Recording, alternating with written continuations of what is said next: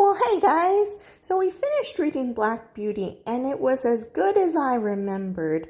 So overall, we like this book. My daughter gives it a 7 out of 10. Mostly because there are sad parts in the book, so that is why she gives it a 7 out of 10, but she really did enjoy this book. And so I think this book is a wonderful book if you're studying about the 1800s, which we are. This book is set in 1800s England, and it does talk about London.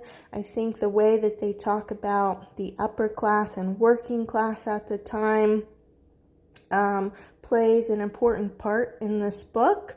And the book really talks about animal cruelty. And what I came to find out was that after this book was written and people read it in England and London, it called for almost immediate action to help stop cruelty to animals, specifically horses. And I think that's such an inspiring thing that the author of this book, Anne Sewell, was able to do, was to touch people's emotions so deeply. They had such a big reaction.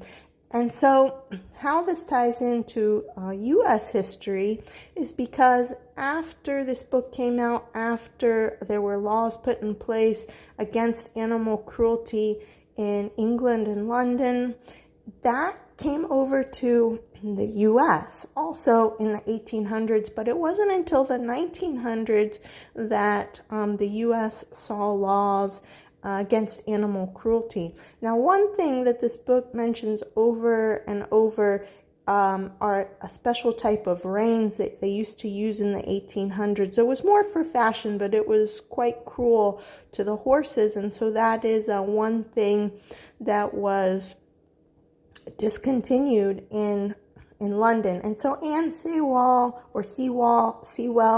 she really helped horses in that respect.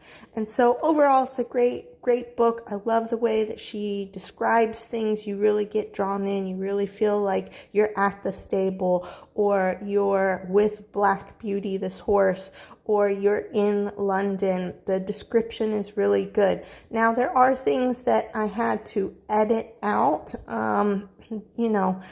that I felt was too grim for my daughter. And even my daughter asked me, can you please cut out any of the sad parts? I didn't cut out the sad parts, but I did edit. So just so you know, in case you're reading it to young kids like second graders.